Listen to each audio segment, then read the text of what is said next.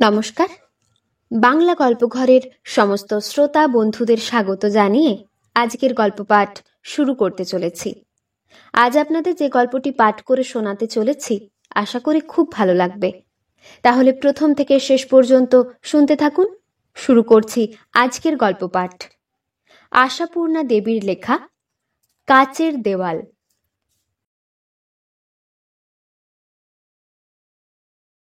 শেষে ওরা গেল। অনেক বুকে, অনেক বকিয়ে, অনেক হেসে, অনেক হাসিয়ে, নিজেরা জ্বলে আর এদেরকে জ্বালিয়ে। শেষ অবধি মধ্যরাত্রি পার করে তবে এদের রেহাই দিল। বলে গেল, চললাম বাবা, আর থাকলে গাল দেবে তোমরা। বিয়ের বরকনেকে জ্বালিয়ে মারবার প্রথা আমাদের দেশ ছাড়া আর কোনো দেশে আছে কি না, এবং প্রথাটা আর কত বর্বর, সেই নিয়ে ছোট্ট একটু ভাষণ দেবে ঠিক করেছিল দীপঙ্কর, কনের কাছে মুখ রক্ষার্থে। কারণ এটা দীপঙ্করদের বাড়ি, আর দীপঙ্কর স্বপ্নেও জানতো না যে ওর বাড়ির সেই শান্তশিষ্ট মেয়েগুলো একটা সুযোগ পেয়েই এত বাচাল হয়ে উঠবে। সভ্য মানুষের অবদমিত বর্বরতাকে মাঝে মাঝে মুক্তি দেবার জন্যই যে উৎসব ব্যাপারটা সৃষ্টি, সমাজ সংগঠক চিন্তাশীল ব্যক্তিদেরই বিশেষ চিন্তার ফল হচ্ছে যত রাজ্যের উৎসব আর অনুষ্ঠান। কথা কোনোদিন তলিয়ে ভেবে দেখেনি বলেই বোধ করি দীপঙ্করের এই অবাক হওয়া। আর সেই জন্যেই বোধ করি তার বাসর ঘরে চন্দ্রাবলীদের বাড়ির তরুণীদের উদ্দাম উল্লাসকে অসহ্য বলে মন্তব্য প্রকাশ করে বসতে তার বাধেনি। এখন এদের বাচালতায় লজ্জায় লাল হয়ে সব সমেত এই প্রথাটাকেই নিন্দা করবে বলে কথা গোছাচ্ছে। এমন সময় নতুন কনে চন্দ্রাবলী ফুলের মালাটা গলা থেকে খুলে ফেলতে ফেলতে স্থির গম্ভীরভাবে বলে বসল, আপনার প্রেমপাত্রীটিকে দেখলাম। এর আগে 5 জনের মধ্যে একবার আপনি সম্বোধন শুনে দীপঙ্কর ভেবে রেখেছিল ওইটা নিয়ে বউকে কিছু পরিহাস করবে। ভালোই হলো, আলাপ আলোচনার জন্য কিছু উপকরণ মজুদ তো থাকলো।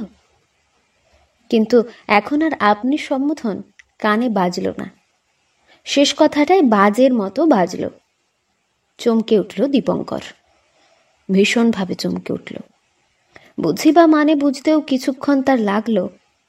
তারপর বুঝে সমঝে খুব পরিষ্কার করে আস্তে আস্তে বলল, তোমার কথাটা ঠিক মর্মগ্রহণ করতে পারলাম না।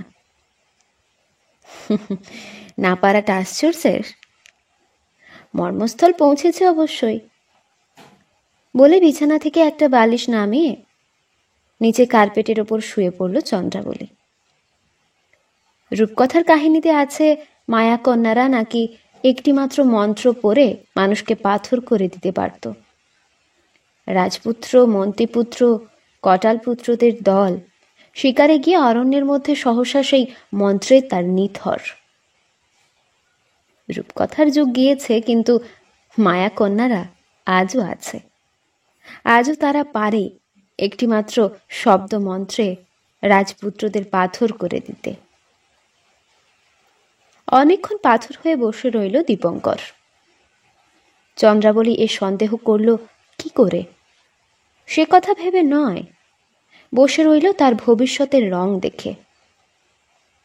এ কি হলো? কোথায় ছিল এই নাগিনী?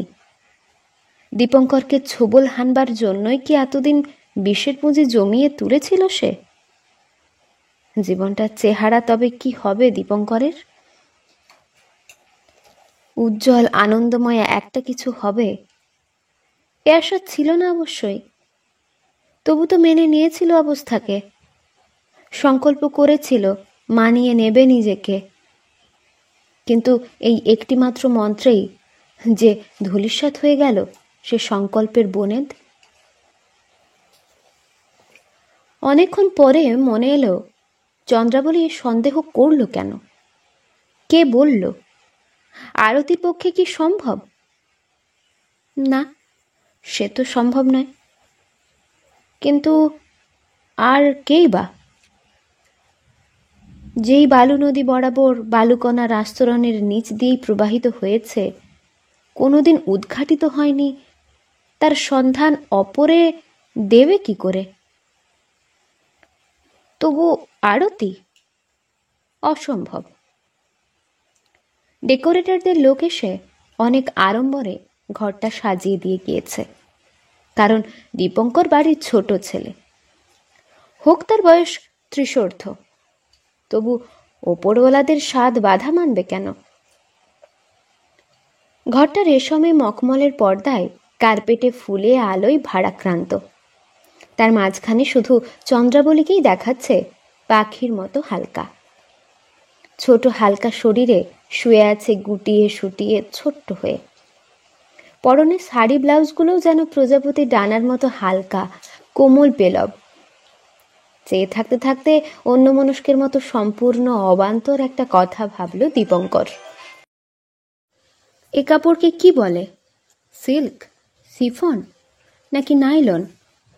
বিয়ের বাজারের সময় এই শব্দগুলি বারবার কানে এসেছিল, কিন্তু ওই সুকুমার আবরণের মধ্যে এমন কাঠিন্য আশ্রয় নিয়েছে কি করে?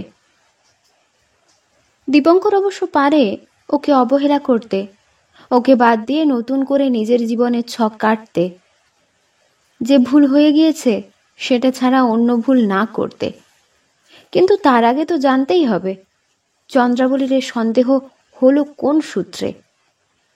জানতেই হবে, না জানলে চলবে না দীপঙ্করের।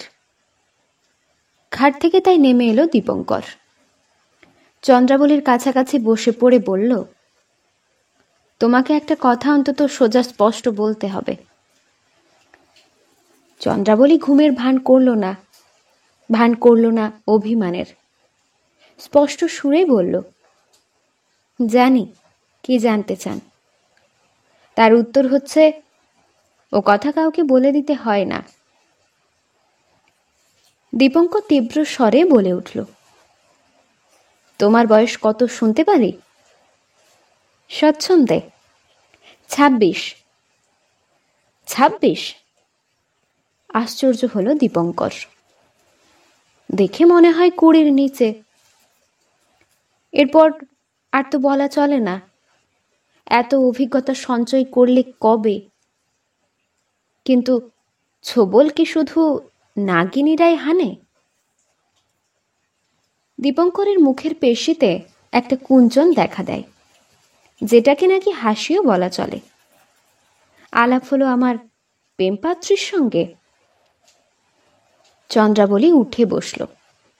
রঙিন আলো ছড়িয়ে রইল ওর মুখে, চোখে, সর্বাঙ্গে।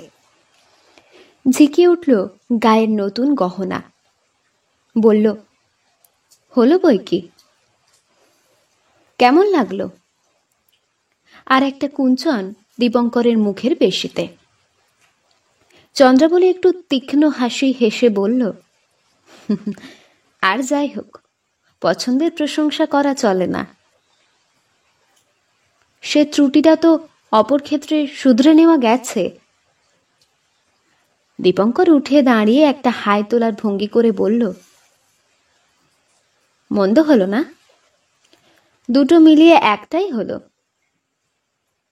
তার মানে? অসতর্কে বলে ফেল চন্দ্রাবলী। মানে আর কি?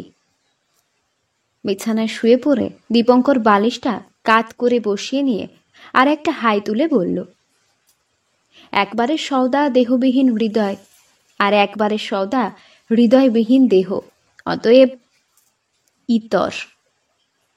অস্ফুট একটা শব্দ কি কানে এলো দীপঙ্করের? আর কানে এলো বলেই কি মুখের পেশির বিকৃতিটা একটু বেশি স্পষ্ট হলো? দুবাড়ির লোক অবাক হয়ে গেল দীপঙ্করের নতুন সিদ্ধান্ত শুনে। এটা কি হলো? যে লোকটা বিদেশ থেকে ছুটি নিয়ে এসেছে বিয়ে করতে, সে ছুটির শেষে ফেরবার সময় বউকে নিয়ে যাবে, এটাই তো স্বাভাবিক। স্থিরও ছিল তাই, কিন্তু দীপঙ্কর একলা যেতে চায়। কেন? কেন? এমনি। থাকুক না শ্বশুর শাশুড়ির কাছে, শিক্ষা সহবত হোক। ইচ্ছে না হয় মা বাপের কাছে থাকুক কে। দীপঙ্করের তো কোনো অসুবিধে নেই ওখানে, অদ্ভুত ভালো চাকর বাকর রয়েছে সেখানে। চাকর? তাতে সব হবে? কেন নয়, এ যাবৎ তো বেশ চলেই যাচ্ছিল। কেউ বলল ঢং, কেউ বলল আদিক্ষেতা, কেউ বলল মান অভিমানের পাঠ নেওয়া হচ্ছে। বলল অবশ্য বেশিরভাগ চন্দ্রাবলীর কাছেই। আর যাবার আগের দিন দুপুরে চন্দ্রাবলী সরাসরি দীপঙ্করের কাছে গিয়ে সোজাসুজি বলল, আমি বিলাসপুরে যাব। বিলাসপুর যাবে অর্থাৎ? ঠিক বুঝতে পারল না দীপঙ্কর। এটা কি? অভিভাবক পক্ষের শিক্ষা? সে শিক্ষা নিয়েছে চন্দ্রা? চন্দ্রাবলী এক পলক দেখে নিয়েই বলল, না, কেউ কিছু শিখিয়ে দেয়নি আমায়। তারপর একটু হেসে উঠে বলল, আর খুব বেশি মন কেমনও করছে না, শুধু যেটা লোকচক্ষে স্বাভাবিক সেটাই করতে চাই। আমার জীবনে স্বাভাবিকের স্থান কম, বলল দীপঙ্কর। চন্দ্রাবলী দৃঢ় গলায় বলল, সেটা আপনার ভাগ্য, তার জন্য আমি কেন লোকের কাছে হাস্যাস্পদ হব? সংসারের 5 জনের কাছে যেটা ঠিক তেমনই জীবন চাই আমি, অন্তত দৃশ্যত। দীপঙ্কর একবার দেখল তাকিয়ে ও মুখের কোনোখানে কোমলতার অথবা দুর্বলতার ছাপ আছে কিনা। সেই দুর্বলতার ছল এটা কি? না, সে মুখ কাঁচের পুতুলের মতো সুন্দর আর কঠিন। মৃদু হেসে বলল, কিন্তু আমি যদি না চাই? ভেতরের জীবনটা চলুক আপনার ইচ্ছে অনুযায়ী, বাইরেরটা চলবে না। অর্থাৎ আইনের দাবি মানতেই হবে। মানতে হবে? বিদ্রুপের হাসি ফুটে উঠল দীপঙ্করের মুখে, কিন্তু এ হাসি চন্দ্রাবলী দেখেও দেখল না। বলল, হ্যাঁ, আর সেটা অস্বীকার করতেও পারেন না। তা অবশ্য পারি না। বেশ, ঠিক আছে, থাকতে পারো তো চলো। স্বামীর সঙ্গে বিদেশে বাসায় আসার পটভূমিকা চন্দ্রাবলীর এই। সে পটভূমিকার ছবিটাও আঁকা হচ্ছে তেমনই, যেন একটা কাচের দেওয়ালের দুপাশে দুজন দাঁড়িয়ে রয়েছে। দুজনে দুজনকে দেখতে পাচ্ছে স্পষ্ট নির্ভুল, শুধু কেউ কাউকে ছুঁতে পারছে না। অথচ এ দেওয়াল ভেঙে ফেলবার গরজও নেই ওদের, বরং দেওয়ালের দুদিক থেকে আঘাত প্রত্যাঘাতের খেলাটায় ঝোঁক বেশি তাদের। এই সৃষ্টি ছাড়া জীবনের সাক্ষী কেউ নেই, তাই বোধ করে কোনোদিন কোনো কারণেই পদ্ধতির পরিবর্তনও ঘটছে না। এক দীপঙ্করের সেই অদ্ভুত ভালো চাকর রামলাল, তাকে আর কে গ্রাহ্য করছে? সে এখনো তেমনই ভালো, শুধু ওর কাজ বেড়েছে, একজনের জায়গায় দুজনের সেবা। স্বামী স্ত্রীর জীবনযাত্রার পদ্ধতিটা এই রকমই। সকালবেলা রামলাল চা দিয়ে যায়, দীপঙ্কর একা নীরবে বসে খায়, খেয়ে খবরের কাগজখানা মুখের সামনে তুলে ধরে। চন্দ্রাবলী ধীরে সুস্থে এসে বাকি পেয়ালাটায় 2 বার করে চা ঢেলে খায়। তারপর উঠে গিয়ে গৃহিণীজনিত মর্যাদার ভঙ্গিতে চাকর বাকরকে এটা ওটা নির্দেশ দেয়। রামলালকে বাবুর খাওয়া দাওয়া সম্পর্কে বাহুল্য একটু উপদেশ দেয়। তারপর নিজের ঘরে গিয়ে বইপত্র সেলাই ইত্যাদি নিয়ে বসে। চাকর মহলে তাদের নিয়ে সমালোচনা স্রোত বয়, আর তাদের মাধ্যমে পাড়াপড়শির বাড়িতেও। এদিকটাই অবশ্য বাঙালি বেশি নেই, 2-1 যাঁরা আছেন প্রথম প্রথম এসেছিলেন তারা আলাপ করতে, কিন্তু চন্দ্রাবলীর হিম শীতল অভ্যর্থনায় সে চেষ্টা থেকে বিরত হয়েছেন তারা। দুপুরে বাড়িতে খেতে আসে দীপঙ্কর। লাঞ্চ বলো তো লাঞ্চ, আর ভাত বলো তো ভাত, বরাবরই আসে। মোটর বাইকটা শব্দ হতেই রামলাল তটস্থ হয়ে টেবিল সাজায়, কুকারে চাপানো গরম ভাত থালায় ঢেলে পরিপাটি করে বাড়ে, দাঁড়িয়ে থাকে হুকুমের আশায়। চন্দ্রাবলীর খাওয়া হয়ে গিয়েছে কখন, ও তখন কোনোদিন নিশ্চিন্ত হয়ে ঘুমোয়, কোনোদিন বা বই পড়ে। মোটর বাইকের শব্দটা দুবার করে শুনতে পায়, এলো আর গেল। সে শব্দের ধাক্কায় কাচের দেওয়ালের গায়ে ফাটল ধরতে দেখা যায় না। সন্ধ্যায় যখন ঘরে ফেরে দীপঙ্কর, কোনোদিনই তখন বাড়িতে থাকে না চন্দ্রাবলী। বেড়াতে যায় এখানে সেখানে, হয়তোবা স্টেশন বরাবর। যখন ফেরে তখন দীপঙ্কর বেড়াতে বেরিয়ে গিয়েছে। আর রাত্রে রাত্রে নাকি মানুষ দুর্বল হয়ে যায়, বোকা হয়ে যায়, ব্যক্তিত্ব হারায়, মর্যাদা বিসর্জন দিয়ে বসতে দ্বিধা করে না। রাত্রি ছলনাময়ী, রাত্রি নিষ্ঠুর, রাত্রির হাতে নাকি জাদুদণ্ড। রাত্রির নামে এমন অনেক খ্যাতি আর অখ্যাতি আছে, কিন্তু এদের কাছে সেই অসীম শক্তিময়ীও হার মেনেছে। অথচ আয়োজনের তো অন্ত নেই তার। সে কোনোদিন বা আনে জ্যোৎস্নার বন্যা, সে বন্যার ঢেউ খেলে বাগানে, উঠোনে, ঘরে, জানালার পথ ধরে বিছানায়। কোনোদিনও আনে অন্ধকারের নিথর রহস্য, অদৃশ্য কোনো জগতে কোনো মায়াবিনীর নূপুর বাজতে থাকে। তার শব্দ শিহরণ গাছের পাতায় পাতায়, দেওয়ালের গায়ে গায়ে ফিসফিসিয়ে ওঠে। কোনোদিন আলো ছায়া লুকোচুরিতে বাতাস চঞ্চল হয়ে ওঠে, কিন্তু এদের ঘরের দরজা থেকে ফিরে যায় তারা মাথা হেঁট করে। এত আয়োজনেও দরজার খিল খুলে পড়ে না।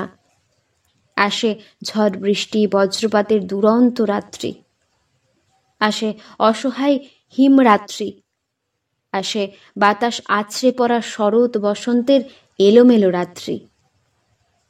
এদের দরজার কপাট নড়ে না, বরং সেসব রাত্রে খিল আটকানোর শব্দটা যেন একটু বেশি স্পষ্ট হয়ে ওঠে। দুজনেই যেন কি একটা যুদ্ধজয়ের সংকল্প নিয়ে মরণপণ করে বসে আছে, কেউ পরাজয় মানবে না। আচ্ছা, কথা কি ওদের বন্ধ? না, একেবারে বন্ধ কই।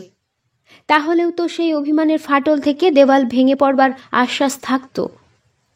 কথা বন্ধ নেই, কথা আছে। হয়তো কোনোদিন দীপঙ্কর বলে, আজ ফিরতে রাত হবে। চন্দ্রাবলী সেলাইয়ে চোখ রেখে বলে, আচ্ছা, রামলালকে বলবো। হয়তো চন্দ্রাবলী বলে, বংশী দেশে যাবার জন্য ছুটি চাইছিল। তাই বুঝি? কদিনের জন্য?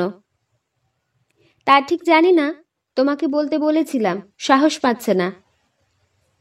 সাহসের কি আছে, ছুটি দিয়ে দিও।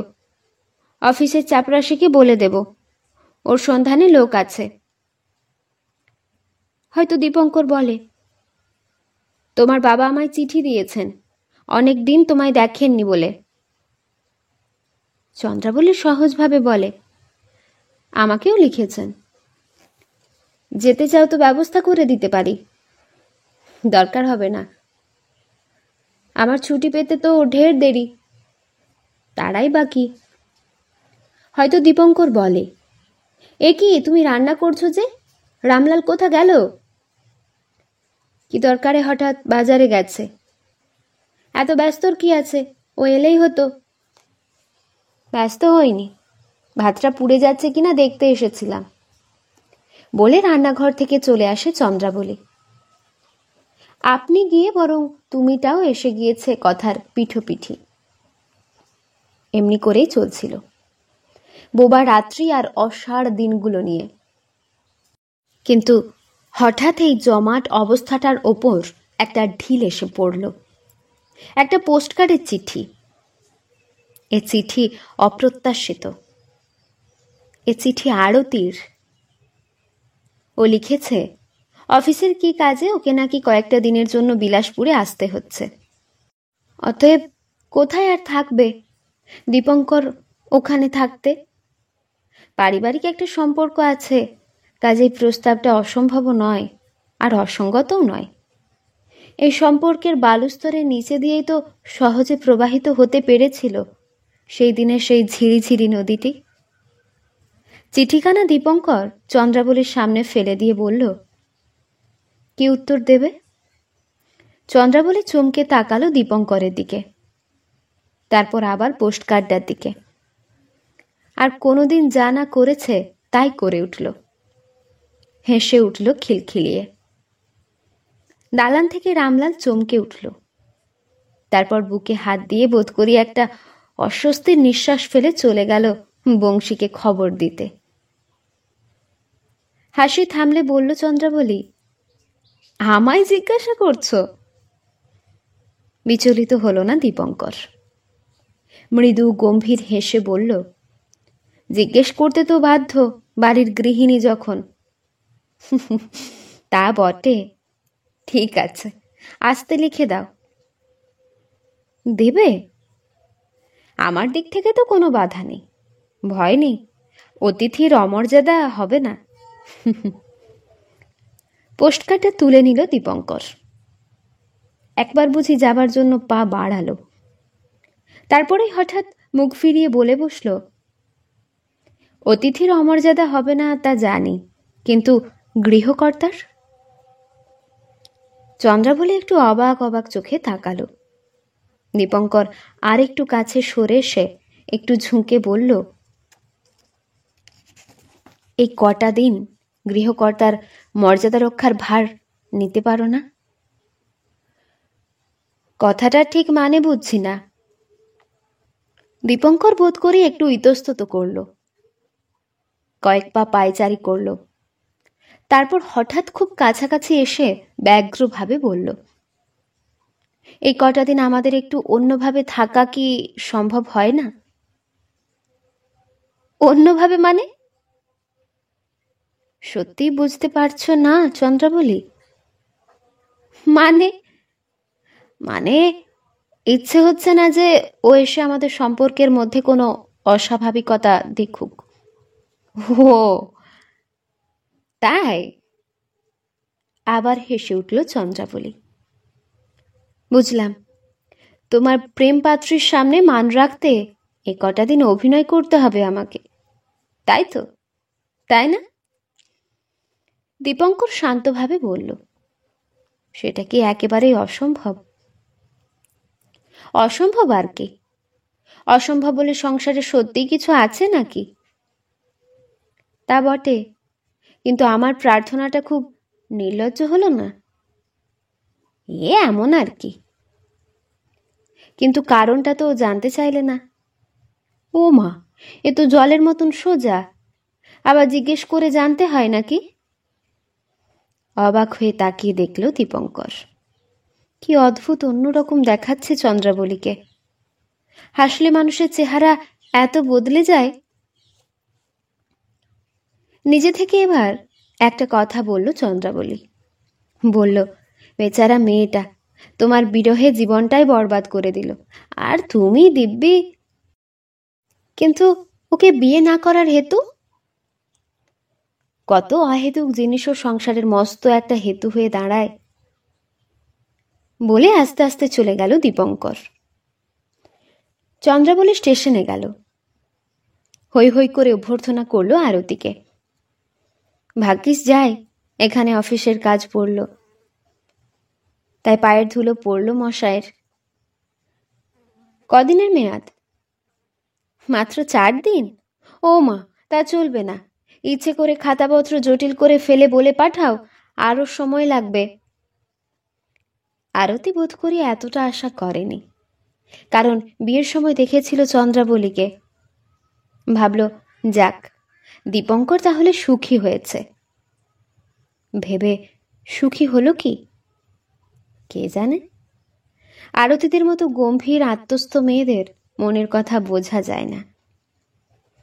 চায়ের টেবিলে হাসির ঝড় তোলে চন্দ্রাবলী। ও মা, কি কাণ্ড! চা খাও না তুমি? কাজ করো কিসের জোরে? যাক, ভালোই হলো, আমি 1 পেয়ালা বাড়তি খেয়ে নি। কি দেব তাহলে? কফি? কি গো, তুমিও কি অতিথির সঙ্গে কফি খাবে নাকি? বলো তো দিই তাই। অভিনয়ের প্রস্তাবটা দীপঙ্করেরই, তবুও যেন অপ্রতিভের এক শেষ হয়ে পড়েছে। কিন্তু চন্দ্রাবলী একাই 100। আরতির স্বাভাবিক গাম্ভীর্যও ওর হাসি কৌতুকের ঝড়ে ধূলিসাৎ হয়ে যাচ্ছে। রান্নাঘরে বসে রামলাল বলে, ব্যাপার কি বলো তো বংশী? বোধহয় কিছু খেয়েছে। বংশী বিজ্ঞভাবে বলে, ধ্যাত, কি বাজে বকিস। বাজে নয় রে, আগে অন্য অন্য ঘরে আমি দেখেছি, পেটে কিছু পড়লে প্যাঁচা মুখ লোকগুলো ফুর্তিবাজ হয়ে যায়। কিন্তু বংশীর কথা বুঝি এক হিসেবে ঠিক। চন্দ্রাবলী যেন কি এক নেশায় মাতাল হয়ে উঠেছে। ও নিজে হাতে রেঁধে অতিথিকে খাওয়াবে, তাকে জোর করে টেনে নিয়ে বেড়াতে যাবে, গান গেয়ে শোনাবে, কবিতা আবৃত্তি করিয়ে শুনবে, আর মুহূর্তে মুহূর্তে বিচ্ছুরিত হয়ে উঠবে দীপঙ্করের সঙ্গে ব্যবহারে। এই দেখো, শুয়ে পড়লে মানে বেড়াতে যাওয়া হবে না? ইস, আবদার কত, আলস্য করতে ইচ্ছে করছে, ওসব চলবে না, ওঠো শিগগির। ও কি, উনি বোঝাতে চান আমার রান্না একেবারে অখাদ্য। আচ্ছা, তুমি রোজ কি বলে অফিস যাচ্ছ? অতিথির সম্মানার্থে একটা দিনও অন্তত ছুটি নেবে তো? দীপঙ্কর যেন দিশেহারা হয়ে যাচ্ছে। ভেবেছিল নিজের বঞ্চিত জীবনের গ্লানিটা যাতে নিতান্ত স্পষ্ট হয়ে না ওঠে আরতির চোখে, এটুকু অন্তত করুক চন্দ্রাবলী। আরতি যেন দীপঙ্করকে করুণা করার সুযোগ না পায়। কিন্তু চন্দ্রাবলী যেন আর এক যুদ্ধজয়ের খেলায় বিভোর। যেখানে এক গণ্ডুষ জলে কাজ মিটত, সেখানে চন্দ্রাবলী বন্যা বোয়াচ্ছে। প্রথম রাত্রেই নিজের ঘরে 2টো বিছানা করে ফেলে চন্দ্রাবলী। আরতির হাত ধরে দীপঙ্করের ঘরের দরজায় উঁকি মেরে এক গাল হেসে বলেছিল, আমি আরতির সঙ্গে শুচ্ছি বুঝলে, সারা রাত রাজ্যের আজে বাজে গল্প করে কাটাবো। আরতি অপ্রতিভ হয়ে বলল, আরে সে কি, ছি ছি, না না। চন্দ্রাবলী আপত্তি উড়িয়ে দিয়ে হেসে বলল, আরে না কেন, ও তো চিরদিনের, তুমি হলে 2 দিনের। আরতি রাগ দেখিয়ে বলে, ওর সঙ্গে আমার তুলনা কিসের? আচ্ছা বাবু, তুলনা না হয় নাই হলো, অতুলনীয়ই উনি। কিন্তু 2-1 দিন ঘর বদল করতে ভালো লাগে। ভারী ইচ্ছে করে এক একদিন এ ঘরটায় শুতে। শুয়ে শুয়ে কেমন ওই ঝাউ গাছের মাথা নাড়া দেখা যায় এ ঘর থেকে।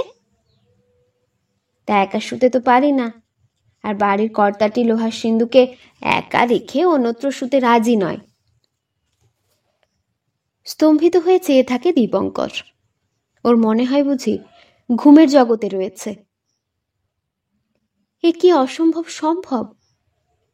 আর স্তম্ভিত হয়ে থাকে বুঝি ঝাউ গাছের ওই ঝিরিঝিরে পাতাগুলো, যাদের প্রত্যেকখানির গায়েই বহু বিনিদ্র রাত্রির দীর্ঘ শ্বাস লেখা আছে। নিরালায় আরতিকেই পেতে চাইবে, এটাই হতো দীপঙ্করের পক্ষে স্বাভাবিক। কিন্তু পাশার ঘুঁটি কখন যে কোথায় গিয়ে পড়ে, চন্দ্রাবলীকেই নিরালায় আবিষ্কার করতে চায় দীপঙ্কর। যেন কোথাকার কোনো একটা মরচে পড়া তালা খুলে পড়েছে, আর সেই দরজা খোলা ঘরের মধ্যে থেকে ছড়িয়ে পড়েছে অগাধ ঐশ্বর্য। এ তালার চাবি কোথায় ছিল? কিন্তু চন্দ্রাবলীর রহস্য কে বুঝবে? হয়তো দীপঙ্কর কাছাকাছি এসে দাঁড়ায়। চন্দ্রাবলী দিব্যি গলা খুলে বলে, হেই দেখো কাণ্ড, এখনো তুমি চান করতে যাওনি? এরপর দেরি হয়ে গেল বলে লাফাবে। কোনো এক সময় দীপঙ্কর কঠিন গলায় বলে, তোমার অভিনয় নৈপুণ্যের জন্য সার্টিফিকেট দেওয়া উচিত। চন্দ্রাবলী হাসে, শুধু ওই জন্য? আরও কত কারণে পাওয়া উচিত। কিন্তু তুমি কি বলো তো? গলা চড়িয়ে বলে ওঠে আরতি। আরতি এলো আর তুমি সেই রামলালের ওপর ভরসা করে বসে আছো? নিজে একটু বাজার টাজার যাবে তো নাকি?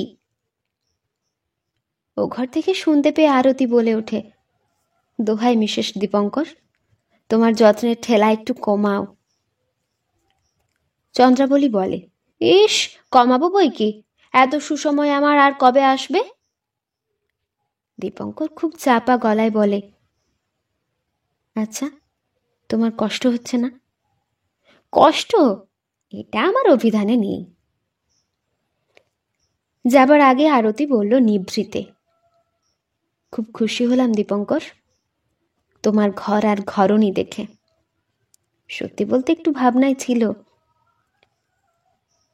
এমনও তো হতে পারে ভাবনার কারণটা ঠিকই আছে, এর সবটাই ফাঁকি। না, তা হতে পারে না। মেয়ে মানুষের চোখ ভুল দেখে না। কিন্তু মেয়ে মানুষ কথাটা সবসময় ভুলিয়ে ভুলিয়ে ভুল বলে, তাই নয় কি? সবসময় নয় দীপঙ্কর। তুমি আমার ছেলেবেলার খেলার সাথী। তুমি সুখে আছো, স্বাচ্ছন্দ্যে আছো, এটা ভাবতে ভালো লাগবে। স্টেশনে তুলে দিতে এলো ওরা দুজনেই। আরতিকে আবার আসবার জন্য অশেষ অনুরোধ জানালো চন্দ্রাবলী।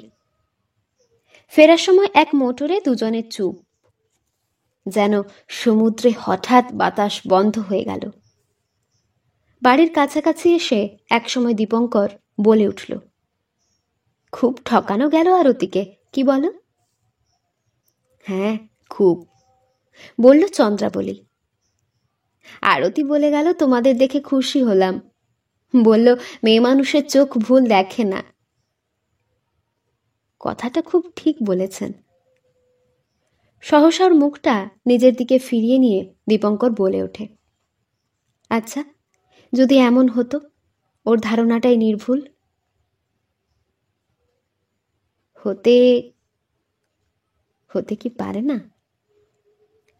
ধরো তাই হলো, ধরো ও যা ভেবে গেল তাই সত্যি, কোনো সময় হয়তো তাও অসম্ভব হবে না। মুখটা ফিরিয়ে নিয়ে চন্দ্রাবলী বলল, নইলে বুঝি এতদিনের সঞ্চিত মর্যাদা ভূমিষ্যৎ হয়ে যায়? মুখটা ঘুরিয়ে নিল চন্দ্রাবলী, কিন্তু নিতে দেয় না দীপঙ্কর। তেমনি ধরে থাকে ব্যগ্রভাবে, বলে বসে, তবে এখনই বা হতে পারে না কেন চন্দ্রা? চন্দ্রাবলী প্রায় জোর করেই মুখ নামালো। কি অদ্ভুত সুন্দর লাগছিল এই কটা দিন। জীবনের এই স্বাদ থেকে আমরা ইচ্ছে করে কেন বঞ্চিত আছি বলতে পারো চন্দ্রা? চন্দ্রাবলী আস্তে আস্তে বলে, হয়তো আমারই ভুলে। যাকে শ্রদ্ধা করা উচিত ছিল তাকে ঈর্ষা করেছি। ভাঙল বুঝি কাচের দেওয়াল?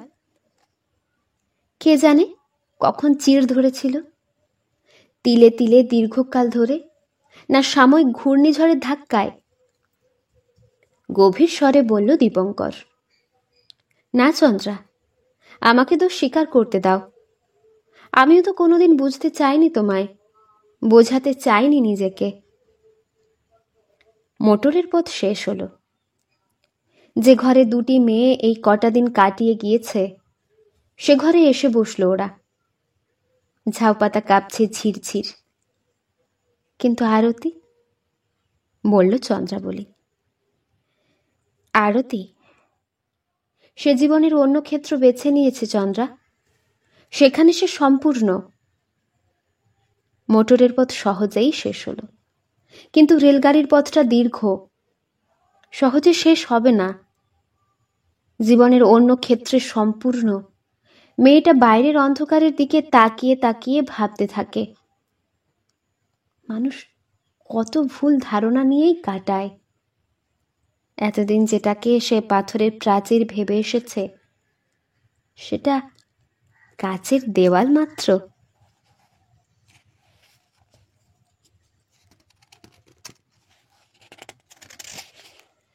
এতক্ষণ শুনছিলেন আশাপূর্ণা দেবীর লেখা কাচের দেওয়াল গল্পটি। এই গল্পটি আপনাদের কেমন লাগলো তা আমাকে অবশ্যই কমেন্টের মাধ্যমে জানিয়ে দেবেন।